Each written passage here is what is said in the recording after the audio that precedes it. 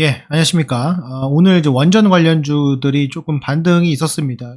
뭐 정부의 정책 관련 뉴스도 그렇고요.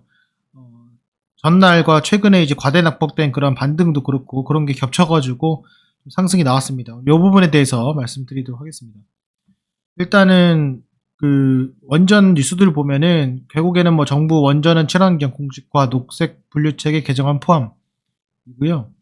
내용을 좀 보시면은 뭐 찬반 논란이 있겠지만은 포함하는 것은 이미 확정이다. 이렇게 나왔습니다. 그래서 이때 지금 뉴스를 보시게 되면은 12시죠. 그래서 정오 때 좀 이런 내용들이 나왔고요. 결국에는 원자력을 친환경 경제 활동에 포함시키겠다 돼 있습니다.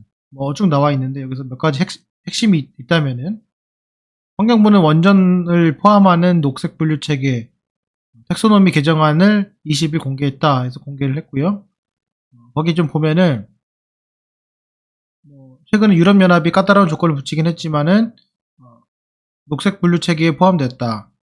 여기서 이제 핵심은 보면은 원전은 안전과 폐기물이라는 해결이 가장 중요한 논점이다 이렇게 보시면 될 것 같습니다. 그래서 여기서 포인트는 얼마나 안전하게 그리고 그 폐기물 방사능 폐기물을 어떻게 처리를 하는지에 대한 것들이 더욱더 대두될 것이고 과거보다는 더욱더 시설의 보안에 대한 그러니까 안전에 대한 그런 시설물들이 더 구축될 것이고 폐기물도 처리를 좀 더 확실하게 할 것이다. 이런 것들이 어떻게 보면 수혜를 받지 않았나 이런 생각을 합니다.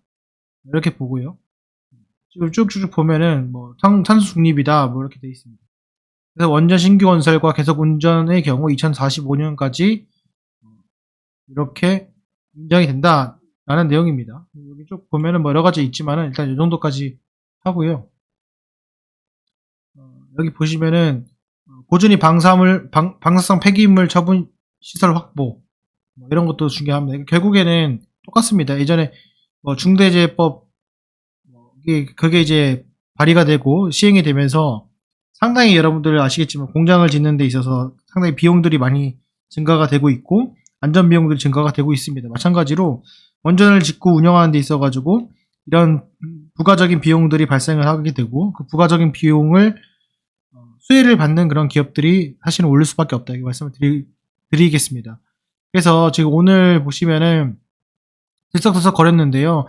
뭐 두산 에너빌리티도 3% 정도 상승을 했고 오늘 좀 이슈가 됐던 거는 이제 오르비텍입니다. 그래서 오르비텍이 장중에 갑자기 쐈어요. 그래서 언제 쐈냐면은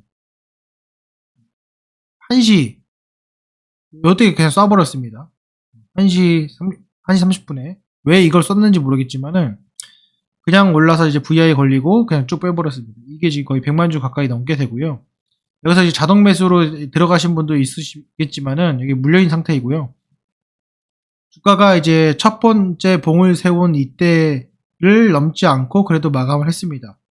그렇다는 것은 이제 매집을 했던 사람이 100% 매도를 하진 않았다 이런 얘기가 되고요. 뭐 주가 위치로 봤을 때 이게 14% 정도 장중에 10몇 프로 정도 올라갔기 때문에 보시면은 장중에 14.2%까지 올라갔습니다.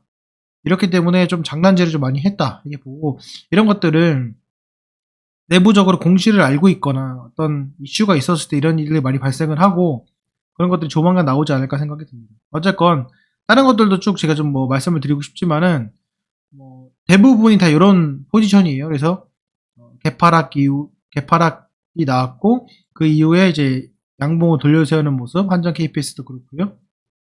다른 것들이 이제 다 이렇게 직기형의 비슷한 그런 모습을 하면서 제가 최근에 영상을 좀 올렸겠지만은 반등 구간이다라고 좀 말씀을 드렸습니다. 그래서 그런 것들이 지금 진행되고 있지 않나 생각이 들어요.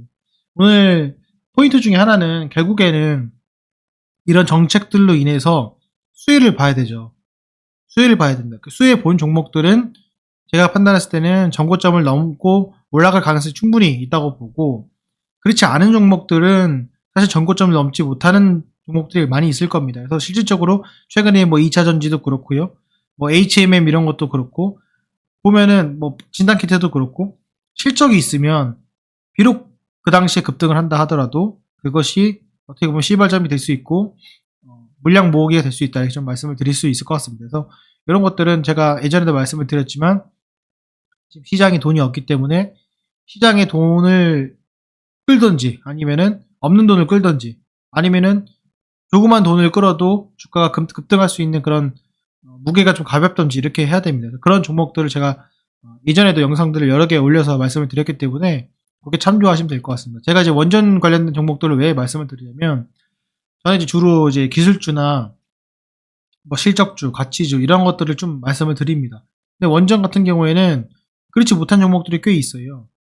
근데 이제 요게 포트폴리오에 구성이 되면은 핑퐁 역할을 해주면서 상대적으로 계좌의 그 안정성을 조금 지금 변동성이 큰 이 시장에서 유지를 시킬 수 있다. 저는 이렇게 좀 생각이 듭니다. 물론 최근에 기술주 하락도 있었지만은 그 기술주 하락 대비 원전이 좀 많이 빠진 건 사실입니다. 그 상태에서 우리가 반등을 줬을 때 조금 더 반등폭이 강하다면은 상대적으로 부진하고 있는 기술주들의 어떤 보완 역할을 할 수 있지 않을까 이런 생각을 합니다. 그래서 이 점 여러분들 참조하셔가지고 투자하시는데 조금이나마 도움이 됐으면 좋겠습니다. 제가 이전 영상들 조금 처음 거 좀 보시면은 원전 관련주 리스트 이런 것도 보시면은 실질적으로 실적이 되는 종목, 안 되는 종목들을 제가 나열을 했고요. 대략적인 매출액 비중 이런 것들을 나열을 했습니다. 그래서 그것들을 다시 한번 참조하셔가지고 선택하시는 데 도움이 되었으면 좋겠습니다. 예, 오늘 영상은 여기까지 하겠습니다. 감사합니다.